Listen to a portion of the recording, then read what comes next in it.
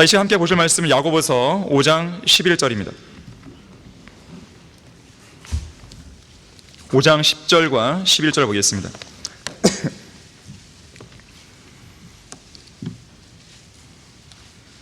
자, 5장 10절과 11절에서 나의 형제들아, 주의 이름으로 말한 선지자들을 고난과 인내의 본으로 삼으라. 보라, 우리는 견디어내는 자들을 복 있는 사람들로 여기나니 너희가 욥의 인내를 들었고 또 주의 결말을 보았거니와 주는 인정이 심히 많으시고 자비로우시니라.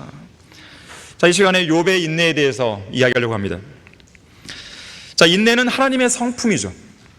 그래서 주님은 오래 참으시는 분이에요. 특히나 어떤 개인이나 민족을 향해서 마지막 진노의 심판을 내릴 때까지 상당히 오랫동안 참으십니다. 인내하고 자비를 베푸세요.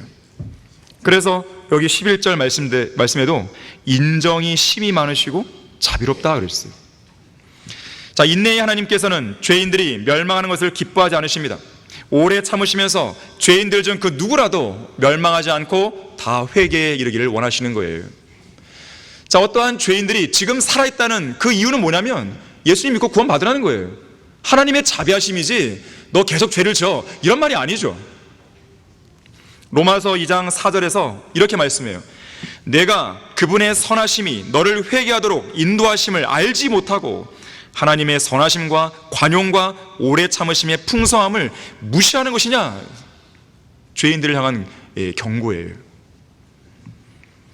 19세기 미국의 정치인 로버트 잉거솔이라는 사람이 있었어요. 아주 지독한 무신론자예요.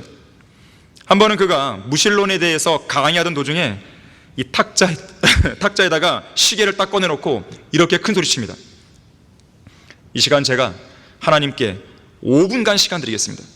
제가 5분 동안 하나님을 모독하고 저주할 건데 과연 그 5분 안에 하나님이 그의 이름을 모독한 저를 죽이는지 안 죽이는지, 제 혼을 지옥으로 떨어뜨리는지 아닌지 잘 보십시오. 만일 제가 죽지 않는다면 하나님은 없는 것이고 설령 있다 해도 하나님은 아무것도 못하는 무능한 실패자입니다. 그런 다음 5분이 지나갔어요. 아무 일도 안 일어났어요. 이 사람은 기고만장해서 말합니다. 여러분, 똑똑히 봤습니까? 하나님은 없습니다. 하나님이 살아있다면 제가 그의 이름을 모독하는 말을 듣고 가만히 있겠습니까? 얼마 후 이 이야기를 전해들은 청교도 목사가 잉거솔에게 편지를 보내며 이렇게 반문합니다. 당신은 하나님이 어떤 분이 잘 모르는군요. 무식한 신사양반, 당신은 하나님께서 인내할 수 있는 시간이 겨우 5분밖에 안 된다고 하십니까? 이랬어요. 결국 이 사람은 지옥 갔죠. 하나님의 인내하심을 시험하다가 지옥 간 것이죠. 베드로후서 3장 9절에서 주의 약속은 어떤 사람들이 더디다고 생각하는 것 같이 더딘 것이 아니라 오직 우리에 대하여 오래 참으시어, 오래 참으시는 거예요. 아무도 멸망하지 않고 다 회개에 이르게 하려 하심이라. 자, 그럴 일은 없겠지만 만일 하나님께서 우리에게 온 세상을 지배하고 다스릴 수 있는 권세와 능력을 줬다고 해보세요. 그러면 아마도 우리는 30분도 채 안 돼서요, 이 악한 현 세상을 다 때려부셨을 것이에요. 왜 그런지 아십니까? 아무리 생명의 말씀과 진리를 전해줘도 들은 채 만취하죠. 아무리 온갖 좋은 선물을 풍성하게 내려줘도 감사할 줄 모르죠. 아무리 멸망의 길로 가지 말라고 여러 차례 온갖 수단 가방을 다 동원해서 경고하고 또 경고하고 또 경고해도 지질이 말도 안 듣죠. 여러분 같으면 어떻게 했어요? 당장 죽여버리죠. 그냥 얼굴이 불그락불락해질 것이고 극심한 분노를 여러 번 표출했겠죠. 우리가 하나님의 자리에 앉았다면 우리 성정으로는 그랬을 것이에요. 인내가 없기 때문에. 아마 지난 6천년간의 인류 역사에서 지구를 멸망시킨 대홍수가 아마 수십 번 일어났을 것이에요. 하지만 하루가 천년 같고 천년이 하루 같은 인내의 하나님께서는 너무나 조급하고 성급한 인간들과 다르게 심판을 서둘러 행하지 않으십니다. 진노를 무작정 쏟아붓지 않으시는 거예요. 만약에 그런 하나님이었다면 우리는 이 자리에 지금 앉아있지 못해요. 왜요? 죄의 삭은 사망이에요. 그 말은 구원받은 그리스도인도 적용되는 것이에요. 내가 육신을 따라 살면, 죄를 지으면 지금 당장 죽어야 돼요. 그러면 우리가 지금 살아있으니까 나는 죄를 안 지어요, 그 말인가요? 아니잖아요. 어쩌면 지금 이 순간도 어느 누군가는 머릿속에서 죄를 지지 몰라요. 근데 살아있어요. 왜 살아있는 거예요? 하나님의 자비하심이에요. 기회를 주시는 거예요. 구원받지 않은 사람에게는 구원받을 수 있는 기회를, 구원받은 사람에게는 그리스도의 심판성을 잘 준비할 기회를.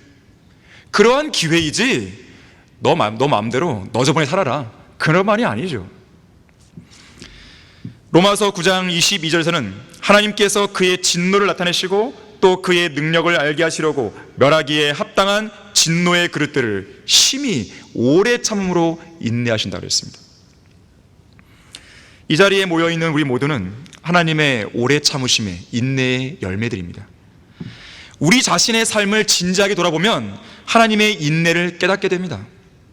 그야말로 우리 모두는 언제나 하나님을 진노케 만드는 분노 유발자들이었지만 주님은 항상 인내로 우리를 오래 참아주시는 거예요. 하나님의 오래 참으심과 인내는 지금도 유효한 것이에요. 자, 우리는 어제 욥기 강의를 들으면서 예언적으로 또 교리적으로 환란 시대에 관한 여러 가지 예언들을 공부했습니다. 욥은 환란 시대의 성도들, 특히 유대인 환란 성도들의 가장 위대한 예표가 된다고 했죠. 그래서 욥기의 전체 42장은 환란 시대의 후 3년 반인 대환란 기간 42개월과 정확히 일치하죠. 또 욥기 2장 13절에서 욥이 고통 중에 땅바닥에 앉아 있었던 기간 7일 낮과 7일 밤은 환란 시대 전체 기간 7년과 일치하죠. 또 욥의 이름의 뜻이 뭐였습니까? 박해받는 자 아니에요. 마찬가지로 사탄에게 박해받은 욥처럼 이스라엘은 대환란 기간에 마귀에게, 특히 적그리스도에게 박해를 받죠. 또 욥은 사해 남쪽 에돔 땅 우스 땅에 살고 있었는데 이곳은 장차 대환란 때 유대인 남은 자들이 피난 갈 장소죠. 또 욥이 마지막 순간에 하나님을 본 후에 자기 의를 신뢰했던 그 잘못을 깨닫고 회개하고 완전히 회복되었듯이 이스라엘 역시나 환란 끝에 자기들이 찔렀던 주님을 보고 큰 애통으로 회개하는 가운데 완전히 용서받고 회복되죠. 또 욥기 42장 끝에서 욥의 죽은 자녀들이 부활했던 것처럼 대환란 때도 후 3년 반의 기간인 42개월이 끝날 무렵에 환란 성도들이 부활하죠. 마지막으로 욥기 42장 10절에서 욥의 사로잡힘을 돌이키셨던 것처럼 대환란 끝에 이스라엘 역시나 사로잡힘에서 돌이켜지죠. 이것은 제가 어제 요약해서 말씀드린 거예요. 자, 이처럼 욥의 인내의 마지막 끝부분에서 주님은 욥의 사로잡힘을 돌이키셨어요. 자, 오늘 본문 11절에서는 이것을 가리켜서 주의 결말이다 라고 표현합니다. 주의 결말. 자, 주의 결말은 주님께서 맺으신 결말이에요. 인내로 고난을 견뎌낸 욥을 위해서 주님이 맺으신 결말이란 뜻입니다. 어떤 결말입니까? 욥에게 자비와 복을 베풀어 주시죠. 전에 그가 받았던, 누렸던 것보다도 2배의 소유를 갖게 하시죠. 자, 이러한 주의 결말을 환란 시대에 적용해 본다면 끝까지 견디는 자는 구원을 받으리라, 이 말씀처럼 환란 시대 끝까지 인내로 견뎌낸 환란 성도들을 구원하시고 또 천년왕국으로 유입하셔서 들여보내셔서 복을 받게 하시는 것이죠. 유대인 남은 자들이 대환란의 고난 이후에 그 이전보다도 2배나 많은 그 이상의 복을 누린다는 것이죠. 자, 이처럼 욥은 인내로 끝까지 견뎌서 구원과 복을 누리는 유대인 환란 성도의 강력한 예표가 됩니다. 자, 하지만 우리는 욥의 인내를 통해서 환란 시대와 연관된 교리적인 내용만 배우는 게 아니에요. 자, 영적인 교훈들도 풍성하게 배울 수 있는데 바로 이 시간이 그 시간입니다. 자, 그래서 진정한 인내를 배우기 원한다면 욥기를 반드시 읽어야 돼요. 자, 욥의 인내를 통해 배우라. 첫 번째로 의인이 고난을 당하는 이유를 깨닫게 됩니다. 왜 의인이 고난받는 것인가? 어찌하여 의인이 고난당하게 되는 것인가? 이것이 바로 욥기의 주제 아니에요. 이러한 질문은 예레미야 12장 1절에서 어찌하여 악인의 길이 번성하나이까? 어찌하여 아주 패역되이 행하는 자들이 다 행복하나이까? 이 질문에 대한 반문이기도 한 거예요. 왜 악인은 번성하고 왜 의인은 고난받냐 이거죠. 자, 그런 면에서 보면 욥은 자기가 왜 이런 고통과 왜 이런 슬픔과 왜 이런 아픔을 당해야 하는지 그 이유도 모른 채 한순간에 모든 재산과 자식들을 잃어버렸고 권위와 명예와 신뢰도 다 잃어버린 것이죠. 욥은 자신의 죄 때문에 이런 엄청난 시련을 겪은 게 아니죠. 그가 당한 고난은 생각이나 호흡을 잠시 가다듬을 만한 어떤 겨를도 없이 2중, 3중으로 갑작스럽게 들이닥친 재앙이었습니다. 가축들이 약탈당하고 종들이 죽고 심지어 10명의 자식들이 모두 다 목숨을 잃으죠. 한 번에. 이런 일들이 일어났는데 오랜 시간이 걸린 게 아니에요. 1년, 2년, 3년 걸린 게 아닙니다. 한순간에 이 재앙들이 닥친 거예요. 그뿐만이 아니죠. 그의 몸은 발바닥에서 머리끝까지 심한 종기를 앓아서 질그릇 조각으로 자기 몸을 긁으며 벌레와 고름을 떨쳐내고 재 가운데 앉아 고통을 당했던 것이죠. 곁에서 이 모든 것을 지켜본 아내는 어땠습니까? 하나님을 저주하고 죽으라고 합니다. 심지어 자기를 위로하려고 찾아왔던 친구들은 그의 절망적인 마음을 더 후비고 도려내기만 하는 형편없는 위로자들이었죠. 무엇보다도 그의 유일한 피난처이신 하나님께서는 그를 향해 침묵하십니다. 얼굴을 가리고 계신 것만 같죠. 하지만 욥은 자신을 그렇게 다루시는 하나님을 원망하거나 저주하지 않았습니다. 어리석게도 하나님을 탓하지 않았어요.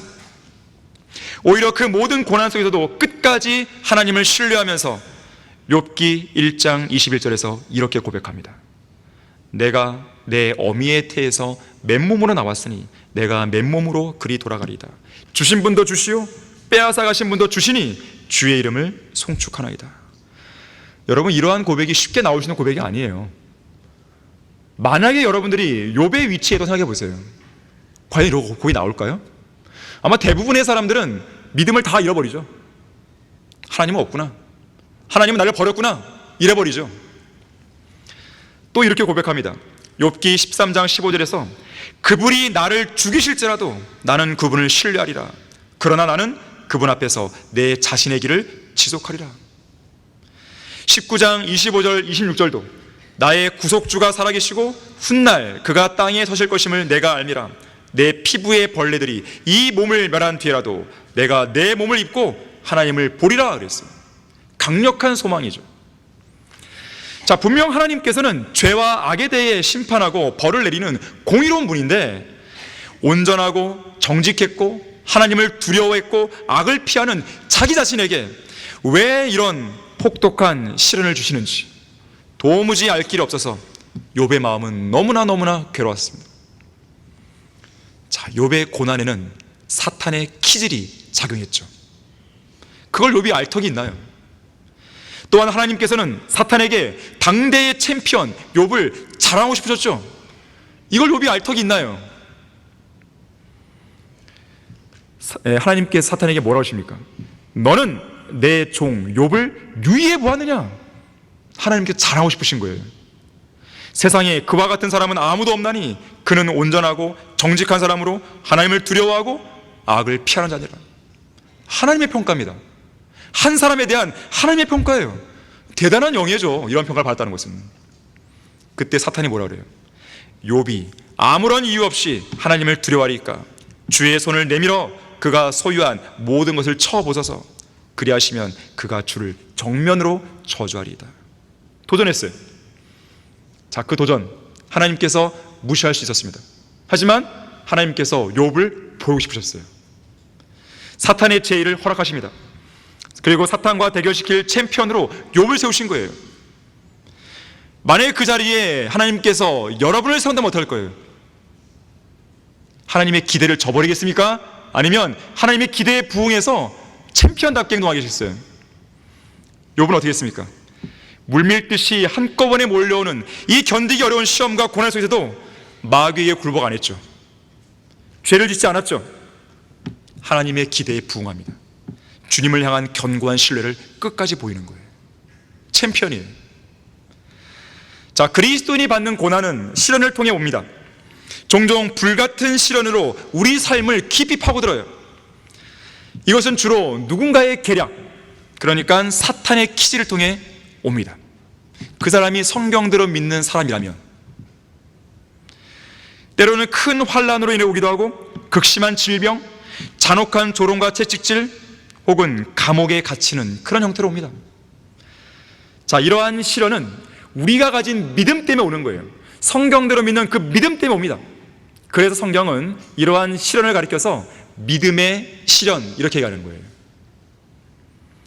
이러한 시련이 주어지는 주된 목적은 우리의 연단을 위한 것이라고 했어요. 우리를 연단시키기 위해서 시련이 주어지는 것입니다. 이런 시련을 잘 통과하기 위해서는 시련을 잘 견디는 인내가 필요합니다. 그래서 믿음의 시련은 인내를 만들고 인내는 연단을 만든다 그러는 거예요. 하나님께서 인정하신 의인이요 온갖 고난들을 인내로 견뎌낸 욥이 바로 그 말을 하는 것입니다. 그는 내가 택한 길을 알고 계시니 그가 나를 연단하시면 내가 금같이 나오리라. 욥기 23장 10절이죠. 고난과 시련 그리고 그로 인한 연단의 과정은 그리스도인의 성장 과정에서 반드시 거쳐야 하는 필수 코스예요. 우리 인생에서 일어나는 불같은 시련은 전혀 불필요한 게 아닙니다. 무슨 큰일이 나는가? 그것도 아니에요. 이상하게 생각할 일도 아닙니다. 주님이 나를 버렸는가? 그것도 아니에요. 특히 우리는 이런 시련과 고난을 통해서 하나님의 섭리의 손길을 경험하는 거예요. 전능하신 하나님이 우리를 얼마나 사랑하는지 경험하는 것이에요. 온 우주에는 주님과 같은 분이 없구나, 이걸 깨닫는 것이에요. 그분의 크신 능력이 크고 강하신 오른팔로 우리를 완벽하게 보호하고 도와줄 수 있구나, 이걸 알게 되는 거예요. 하나님께서 우리를 어느 순간 챔피언으로 내섰을 때 그냥 내버려 두겠습니까? 내버려 뒀다면 욥의 결말은 어떻게 되는 것이에요? 주님께서 결말을 맺잖아요. 주님께서 내세웠고 주님께서 결말 맺잖아요. 죽은 자녀들 다 살려주시잖아요. 하나님은 그럴 수 있는 분이에요. 우리를 시련으로 몰았다면 시련에서 견디게 해주신 것이고, 또 시련을 잘 통과해서 연단되어서 나올 수 있도록 해주시는 거예요. 하나님은 자신 있는 분이시죠. 19세기에 한 찬송가 작사자가 이런 시를 썼어요. 어떤 성도는 바다를 통해서, 어떤 성도는 홍수를 통해서, 또 어떤 성도는 불을 통해서 시련을 겪어야 했지만 그들 모두 자신의 피의 죽음을 통해 신실한 믿음을 입증해 보였다네. 그들은 모두 그런 시련을 통해서 큰 슬픔을 겪었지만 하나님께서는 칠흑같이 어두운 밤중에도 뜨거운 태양이 내리쬐는 한낮에도 아침부터 저녁까지 하루 종일 승리와 기쁨의 노래를 주신다네. 여러분도 이러한 고백을 하셔야 되는 거예요. 지금까지는 어떤 시련이 왔을 때 그냥 주저앉고 넘어졌지만 이젠 달라져야 되는 것이에요. 이겨봐야죠. 주님을 신뢰해 봐야죠. 왜 맨날 넘어져야 돼요? 고난이 오기만 하면 넘어집니까? 그러면 안 되죠. 한번 승리의 경험도 맛봐봐야죠. 정말 고난을 견뎌내면서 정말 주님이 이러한 분이구나 경험해 봐야죠. 그게 자신의 간증이 되어야 되는 거예요. 욥의 인내를 통해 배워라. 두 번째로, 고난의 학교에서 배우는 위대한 교훈들이 있습니다. 욥은 분명 정직하고 의로운 사람이었지만 그렇다고 욥이 점도 없고 흠도 없고 죄가 없는 그런 사람이었는가? 그렇지 않습니다. 이 땅에 그런 사람은 없어요. 욥의 문제는 자기의였어요. 이와 관련해서 욥기 27장 5절 한번 보겠습니다. 욥기 27장 5절입니다. 욥은 정직하고 의로운 사람이었지만 죄가 없다, 그런 것은 아니에요. 그런데 욥은 자기의를 내세우고 있는 것이죠.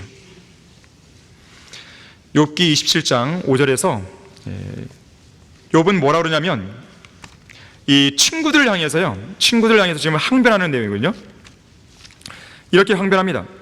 하나님께서 내가 너희를 의롭다고 하지 못하게 하시니, 그러니까 지금 욥에 대해서 계속 정죄하잖아요. 너가 죄가 있으니까 이런 고난이 있는 거야, 이런단 말이에요. 그래서 항변하는 거예요. 너희들은 의로운 게 아니야. 내가 죽기까지 나의 온전함을 버리지 아니하겠노라. 내가 내 의를 굳게 잡고 놓치지 아니하리니 내 마음이 내가 사는 동안 나를 책망하지 아니하리라. 자기 의가 강한 것이에요. 40장 8절도 보시면요, 욥기 40장 8절. 여기서는 하나님께서 바로 욥의 그 자기의 이것을 지적하십니다. 40장 8절인데 거기 7절부터 보시면, 이제 너는 남자답게 내 허리를 동이라. 내가 네게 요구하리니 너는 내게 표명할지니라. 내가 나의 심판을 무효화시켰느냐? 내가 나를 정죄함으로써 내가 의롭게 되렸느냐? 이처럼 욥은 자기의에 빠져 있었습니다. 이것이 바로 이사야 64장 6절에서 성령 하나님께서 더러운 걸레라고 부르신 바로 그 의예요. 이것이 바로 이 땅의 모든 죄인들이 가진 근본적인 문제입니다. 인간들 대부분이 자기가 하나님보다 더 똑똑하다고 생각한 나머지 자신의 마음과 생각 속에서 하나님을 지워버리는 것이에요. 필요 없다 이거죠. 자, 욥의 근원적인 문제였던 자기의, 이 자기의를 해결할 수 있는 방법은 하나님의 거룩하심이 제시되는 겁니다. 내가 주님의 거룩하심을 보니까 나는 이게 의로운 게 아니구나, 이걸 깨닫게 되는 것이에요. 그래서 욥기 42장 6절에서 거룩하신 하나님을 욥이 딱 배웠을 때 곧바로 욥은 회개합니다. 내가 나를 미워하고 티끌과 재 속에서 회개하나이다 그랬어요. 이때까지는 어떻게 했어요? 자기 의를 계속 고집하는 거예요. 나는 내 마음이 나를 책망할 게 없어, 이런단 말이죠. 그러나 자기보다 훨씬 더 거룩하신 주인을 뵀을 때 곧바로 자백해버린 것이에요. 그 인간의 의를 해결할 수 있는 방법은 바로 그것이에요. 그래서 수많은 죄인들이 백보라 심판에서 한마디도 못하는 것이죠. 이 땅에서는 뭐라고 막 하죠. 자기가 의롭다고 떠들대죠. 나 같은 의인이 어딨어, 나같이 법 없이 살 사람이 어딨어, 이런단 말이에요. 주님 앞에 서보세요. 곧바로 엎드립니다. 바로 이 마지막 단추, 이 회개를 끼워 맞추기 위해서 하나님께서는 욥에게 극심한 고난을 앞에서 허락하신 겁니다. 두 가지 목적이에요. 하나님께서 당대의 챔피언을 내주고 싶은 것이죠. 두 번째, 욥의 근본적인 문제를 다루기 위한 것이죠. 그래서 고난을 주신 거예요. 모든 일이 합력하여 선을 이루게 하신 하나님께서 그 두 가지 문제를 다 하시는 것이죠. 그래서 욥은 자기의 고난을 통해서 그걸 배운 거예요. 내가 내 의에 사로잡혔었구나. 그렇기 때문에 주님께 바로 회개한 거 아니겠습니까? 그가 받은 고난이 없었다면 자기의 근원적인 문제가 자기 의라는 이 사실을 결코 깨닫지 못했을 것이에요. 자, 분명 하나님께서는 죄가 없는 의인들의 고난과 시련을 비웃으시거나 조롱하지 않습니다. 하지만 자기 의를 내세우는 그런 죄인들이 당하는 고난과 시련은 반드시 비웃고 조롱하시는 거예요. 잘난 체하지 말라는 거예요.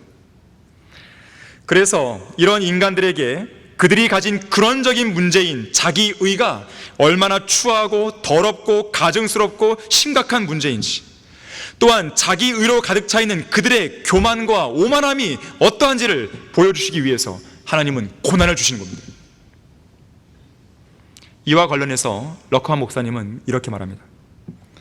하나님께서는 인간에게 자기의로 가득 찬 교만을 보여주시고 인간이 자신의 행동을 신뢰하지 못하게 하시려고 많은 것을 보여주신다. 그 많은 것이 뭔지 아십니까? 하나님께서는 그런 인간들을 병원, 진료소, 뼈 제조 공장에 밀어넣으셔서 고통당하게 하신다. 사람들을 붙잡으셔서 평상시 먹던 빵이나 철갑상어 알이나 구운 꽁 요리나 아보카도에 대한 식욕을 잃게 하신다. 몰골이 수척해진 병자는 너무나 말라서 그 뼈가 살을 뚫고 삐져나오기 시작한다. 그의 생명은 장의사와 그의 관을 짜주는 사람과 무덤을 파는 사람 등에게 다가감에 따라 무덤으로 더 가까이 내려가게 된다. 이것이 바로 욥이 직면한 상황이었다. 그 상황에서 깨달은 거예요. 내가 의로운 존재가 아니구나. 자, 구원받은 성도들은 고난의 학교에 입학한 사람들이에요. 고난의 학교에서 가장 먼저 배우는 게 뭔지 아십니까? 순종이에요. 순종. 온전한 순종이에요. 교만한 사람은요, 순종하지 않습니다. 제잘난 말 사는 것이에요. 지멋대로 사는 것이에요. 순종할 줄 모르는 것이죠. 자, 우리 다 같이 히브리서 5장 8절 9절 보겠습니다. 자, 히브리서 5장 8절 9절 보시면요, 그가 아들이면서도, 그가 누굽니까? 예수 그리스도시죠. 고난받은 일들로 순종을 배워서 온전하게 되심으로 자기에게 순종하는 모든 사람에게 영원한 구원의 근원이 되셨다 그랬습니다. 예수님도 순종을 배우신 거예요. 이 땅에 있을 때. 고난의 학교를 세우신 설립자요, 첫 번째 입학생이요, 제1회 졸업자는 예수 그리스도십니다.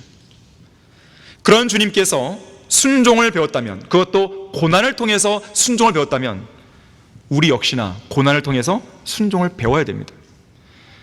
찰스 스펄전은 이렇게 말해요. 고난은 우리의 인내를 시험한다. 그러고는 우리가 소유하고 있다고 생각하는 순종의 마음과 자세가 얼마나 굳건하게 서 있는지 보게 한다 그랬어요. 저는 순종 잘하는데요, 고난 한번 받아보세요. 그러면 그게 나오는 거예요. 답이. 정말 내가 순종을 잘하고 있는 것인가. 사실 인간적인 견제에서 보면 고난의 학교는 매우 고통스럽고 위험한 학교예요.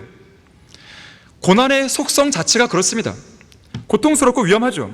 누가 고난을 즐거워하겠습니까? 고난을 받으면서 막 웃어요 그냥? 그렇지 않잖아요. 진지해지죠. 고난을 누가 기꺼이 받으려 하겠습니까? 고난이 오면 피하고 싶은 게 인지상정이에요.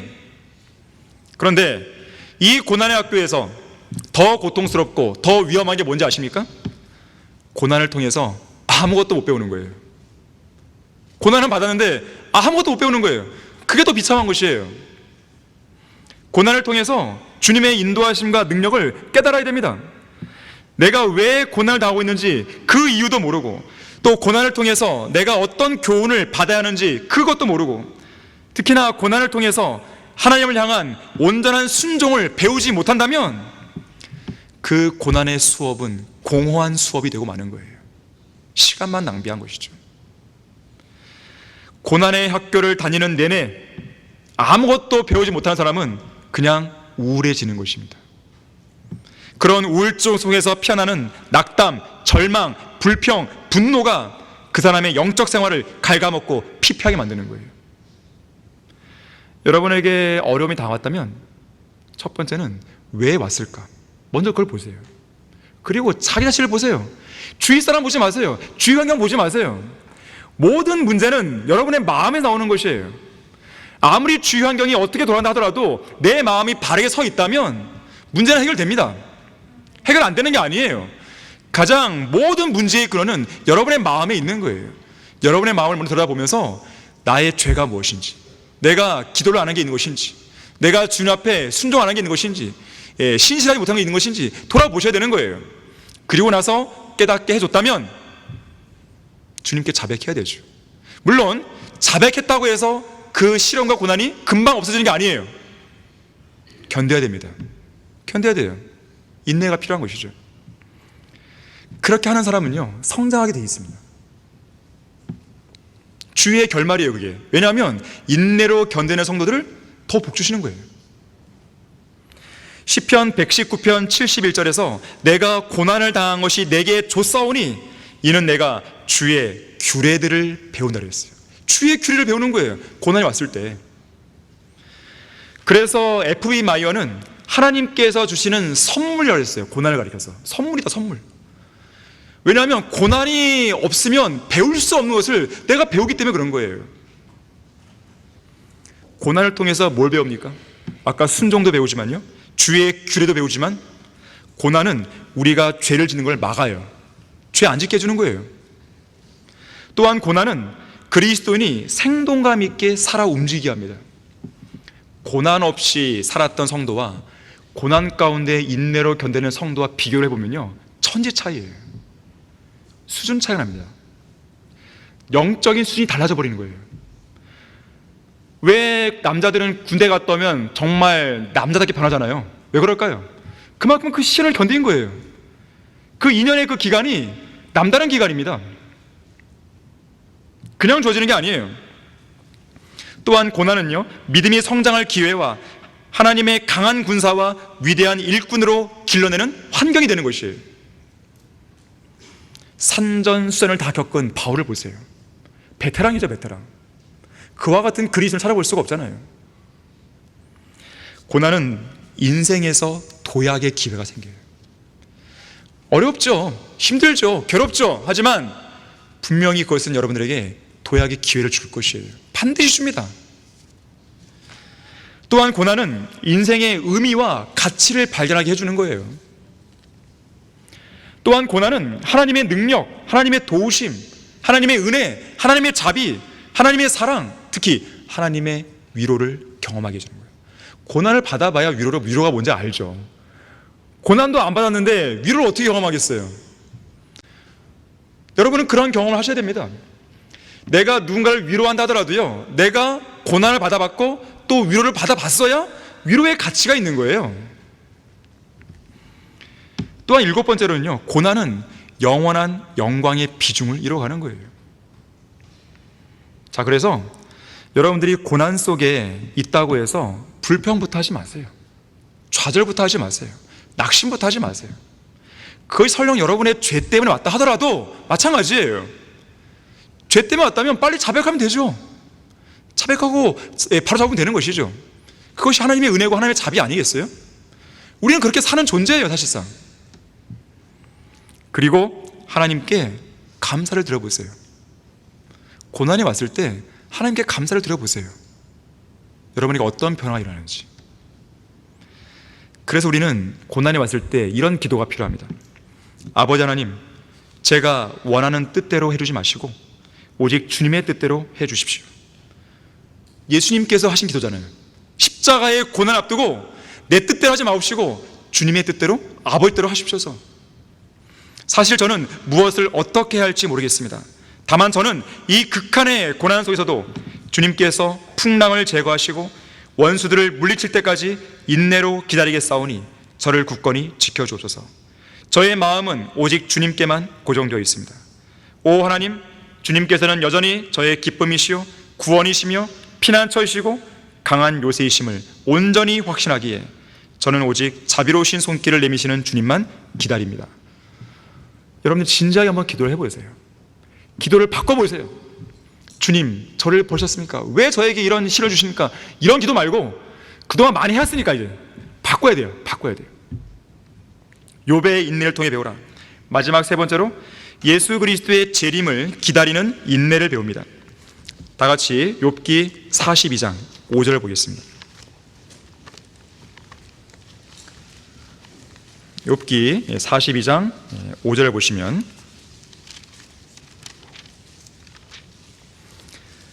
내가 주에 대하여 귀로만 들었사오나 이제는 내 눈으로 주를 보나이다. 눈으로 봤어요. 욥은 욥기 1장부터 41장 이르기까지 주님에 대해서 귀로만 들었죠. 하지만 42장에서는 그의 눈으로 직접 주님을 뵙고 있는 것입니다. 욥의 고난이 끝나는 마지막 순간에 하나님을 뵙는 것이죠. 다시 말하자면 욥은 마지막 장인 42장에서 그의 눈으로 주님을 볼 때까지 극심한 고난을 견뎌내야 하는 인내가 필요했던 것입니다. 그래서 오늘 본문 11절에서, 오늘 설교 본문 11절에서 욥의 인내를 이야기할 때요, 성도들이 주님을 실제로 뵙게 되는 재림의 문맥 속에서 욥의 인내를 말하는 거예요. 자, 한번 보겠습니다. 야고보서 5장 7절 8절입니다. 자, 오늘 본문이 10절 11절인데 그 바로 앞에 야고보서 5장 7절 8절을 보게 되면 바로 재림의 문맥이 나오는 거예요. 욥의 인내를 언급하는 가운데 재림의 문맥이 나옵니다. 자, 7절에서 그러므로 형제들아 주께서 오실 때까지 인내하라. 보라, 농부가 땅에서 나는 귀한 열매를 바라고 이른 비와 늦은 비를 바를 때까지 오래 참나니 너희도 인내하며 마음을 견고케 하라. 주의 오심이 가까움이라. 예수님의 재림을 기다리는데도 인내가 필요한 것이에요. 성경의 마지막 책, 마지막 장 요한계시록 22장에서는 반드시 내가 속히 온다 그랬죠. 그것도 3번이나 예수님이 말씀하십니다. 성경에 나오는 마지막 약속이죠. 재림에 관한 약속입니다. 성경은 약속의 책이에요. 그리스도의 향기가 배어있는 하나님의 약속의 편지인 것이죠. 특히 그날이 오면 우리는 죽지도 않고 썩지도 않는 그 몸을 입을 거라고 주님이 약속했잖아요. 우리의 시민권은 하늘에 있으므로 우리가 그곳으로부터 오실 구주이신 주 예수 그리스도를 기다리고 있으니 그가 만물을 자신에게 복종시키는 그 능력의 역사로 인하여 우리의 천한 몸을 그분의 영광스러운 몸같이 변모시키시리라. 여러분은 휴거에 관해서 성경에 나오는 이런 소망에 관한 약속들을 접할 때 어떤 마음이 드십니까? 막 감흥이 막 올려와요? 주체할 수 없습니까? 너무 기쁘고? 이런 복된 소망의 약속들이 나에게 주어진 것이구나 그러면서 막 환호를 외칩니까? 찬양을 드리고 감사를 하고 있습니까? 별로 안 하고 계신가 본데요. 이 어떤 실력을 인정받은 유능한 의사가 돈이 없어서 질병을 제대로 치료받을 수 없는 누군가에게, 또는 난치병이나 불치병으로 밤낮 괴로움 속에서 울부짖는 누군가에게 지금 당장 치료해 줄 테니까 당장 오십시오 이러면 어떨까요? 그것도 무료로 해줄게요 라고 한다면 기쁘죠. 날아갈 것 같죠. 그동안 고통이 얼마나 심했는데 당장으로 달려가죠. 가서 그 사람 손 붙잡고 막 감사하다고 그러겠죠. 그뿐만이 아니죠. 가는 내내 어떨까요? 나 이제 나을 수 있어 그러면서 주위 사람들 막 알리겠죠. 자, 그러면 주님께서는 어떻게 했어요? 병을 치유하는 거 이거 정도가 아니죠. 죽지도 않고 썩지도 않는 그런 몸을 주겠다는 거예요. 가만히 있을 수 있겠어요? 이제부터는 달라져야 됩니다. 성경 말씀을 믿으셔야 돼요. 믿고 그것을 그대로 내 걸 가져야 되는 것이죠. 그래야 성경대로 믿는 믿음이죠.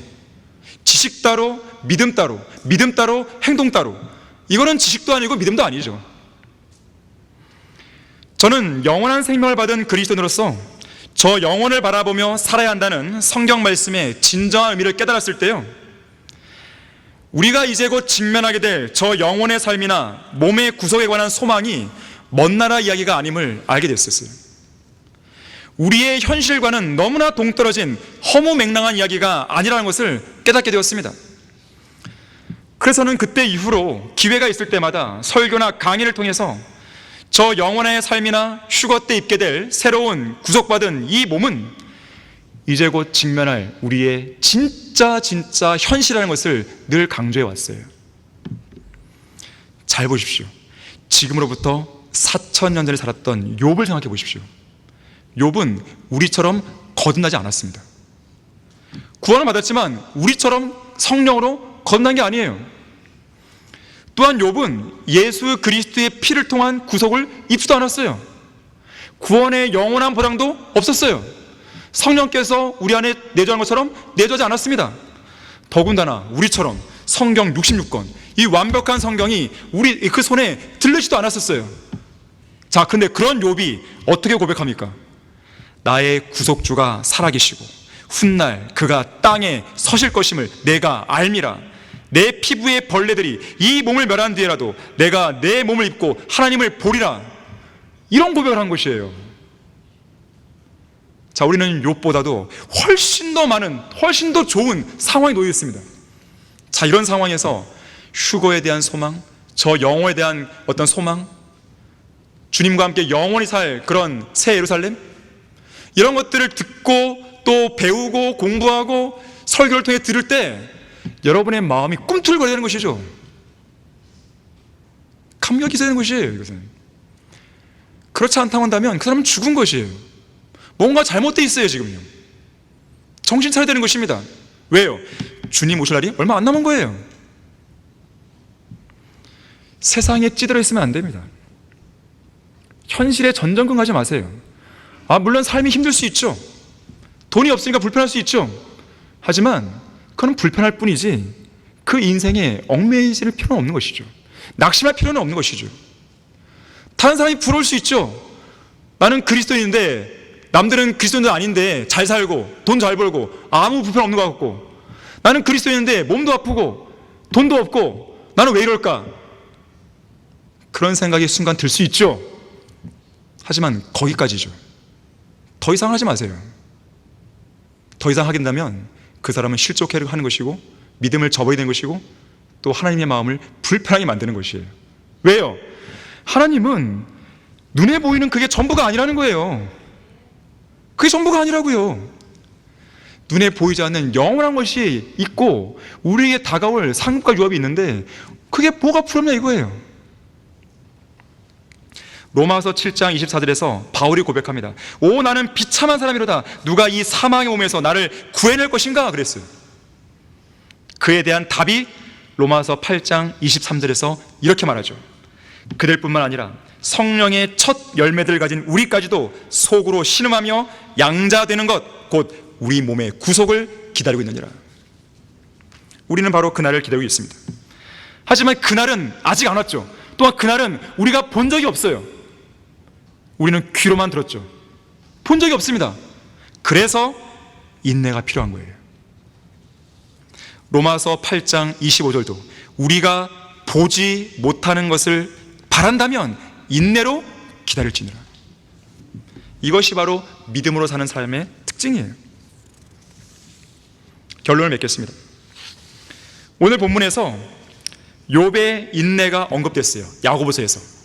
그런데 욥기는 분명 인내에 관해서 배울 수 있는 위대한 책이고 독보적인 책이지만 아이러니하게도 인내라는 단어가 욥기에는 단 한 번도 안 나옵니다.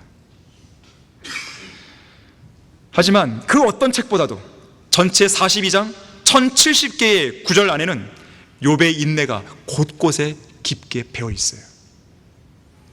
반면에 위로와 관련된 표현들은 11번 나오긴 해요. 그런데 나오는 내용들이 다 부정적인 문맥에서 나오는 거예요. 특히 욥은 자기를 위로하러 온 친구들 향해서 뭐라 그래요? 너희는 형편없는 위로자들이라. 자, 그런데 그런 형편없는 위로자들 중에서 한 명인 엘리파스의 그 입에서 아주 기가 막힌 말씀 하나가 튀어나옵니다. 욥기 15장 11절이에요. 하나님의 위로가 내게 작은 것이냐? 이 질문이 나오는 것이에요. 하나님께서 이 시간 여러분들에게 물으시는 거예요. 그 옛날 구세군이 복음을 전파하던 시절 그들의 지도자 중 하나인 티크라는 설교자가 있었습니다. 한 번은 그가 하나님의 은혜는 어떤 불행이나 역경이나 고통보다도 풍성하고 그분의 위로는 우리의 삶을 풍성하게 해준다고 설교했어요. 자, 그의 설교가 끝났을 때 어떤 사람이 일어나서 질문합니다. 당신은 아내가 죽고 어린 자녀들이 죽은 엄마를 보여달라고 졸라대며 칭얼댈 때도 하나님께서는 풍성하시고 은혜로운 분이라고 감히 말할 수 있겠소? 그러자 이 사람이 말하는 거예요. 저는 아직 그런 상황을 당해보지는 않았어도 다른 많은 역경을 당해본 적은 있습니다. 그럴 때마다 하나님은 제게 풍성한 하나님이셨고 승리의 하나님이셨습니다. 그런 상황이 제게 일어나지 않기를 간절히 바라지만 설령 제 아내가 죽는 그런 극심한 슬픔을 경험한다 하더라도 하나님은 분명 저의 모든 것이 되어줄 거라고 확신합니다. 자, 그런데 그런 일이 있은 지 며칠 후 바로 그 일이 생겨버립니다. 그 설교자의 아내가 뉴욕에서 시카고로 기차를 타고 오다가 기차가 전복당하는 바람에 죽어버린 거예요. 많은 조문객이 설교자 티크를 위로하러 왔어요. 장례식장에서 이 설교자 티크는 자신을 위로하러 온 사람들에게 감사를 표하며 이렇게 말합니다. 여러분, 제가 며칠 전에 하나님의 풍성한 은혜에 관해 설교할 때 어떤 분이 나에게 묻기를 나의 아내가 죽고 아이들이 죽은 엄마를 보여달라고 칭얼댈 때조차 하나님이 나의 모든 것이 될 수 있냐고 물었습니다. 그것이 오늘 제게 현실이 되었습니다. 어젯밤에도 철없는 아이들이 죽은 엄마가 보고 싶다고 울다가 눈물 속에 잠드는 모습을 보면서 제 가슴은 천갈래 만갈래 찢어지는 것 같았습니다. 제 아내가 저를 위해 헌신했던 많은 일을 생각할 때 도무지 한숨도 잘 수 없었습니다. 그러나 놀랍게도 이 슬픔과 이 찢어지는 가슴 속에서도 하나님의 위로가 넘치고 있다는 사실입니다. 하나님의 평안은 나의 것이 되었고 주님은 여전히 저에게 있어서 승리자이십니다. 하나님은 저의 모든 것이 되십니다. 저의 눈이 살아계신 하나님을 바라볼 때 그분은 내게 기쁨이 되었고 내게 감격이 되었습니다. 이 시간 저에게 풍성한 위로를 주신 하나님을 찬양합니다. 하나님은 여러분에게 물으십니다. 하나님의 위로가 너에게 작은 것이냐? 여러분 가운데 자신이 지금 죽음의 그림자의 골짜기를 통과한다든지 여전히 하나님의 위로는 내게 너무 작아 이렇게 생각하는 사람이 있다면 오늘 우리가 함께 상고했던 이 말씀들을 기억할 필요가 있어요. 우리는 지금 이제 곧 있을 하늘의 본향으로 향하는 마지막 여행을 목전에 두고 있는 사람들입니다. 이 세상은 우리 같은 순례자들에게는 영원한 거주지가 아니에요. 그저 스쳐 지나가는 장소일 뿐입니다. 순례자들은 언제라도 떠날 준비가 되어 있어야 돼요. 현재 불같은 시련을 통과하는 성도가 있습니까? 질병이나 경제적인 압박이나 집 문제나 취직 문제나 결혼 문제나 가정 문제나 부부 문제나 영적 전쟁으로 또는 진리를 위해서 주님을 위해서 고난을 받는 성도가 있습니까? 그렇다면 제가 할 수 있는 말은 딱 하나예요. 조금만 더 견디라는 거예요. 더군다나 그것이 주님을 위해 받는 고난이라면 인내할 만한 가치가 충분히 있는 고난입니다. 신실한 설교자 레스터 롤로프는 이렇게 말했어요. 조금만 더 견뎌내세요. 조금만 더 견뎌내세요. 주님께서 오실 때까지 또는 우리를 하늘의 본향으로 데려가시거나 불같은 시련으로부터 구원해 줄 때까지 인내해야 되는 것이죠. 저 영혼에서는 더 이상 눈물도 슬픔도 없어집니다. 모든 애통은 지워지는 것이죠. 우리를 힘들게 했던 그 모든 것들은 더 이상 우리를 괴롭히지 못할 것입니다. 우리는 영원하신 하나님의 영원한 사랑과 영원한 은혜와 영원한 자비를 영원히 누릴 것이에요. 자, 오늘의 이 설교가요, 순례길을 성경대로 믿는 사람으로서 인내로 걸어가는 여러분 모두에게, 또한 인내로 고난을 통과하는 여러분 모두에게, 또한 인내 속에서 주님의 다시 오심을 고대하는 여러분 모두에게 큰 힘이 되기를 바라겠습니다. 기도하겠습니다.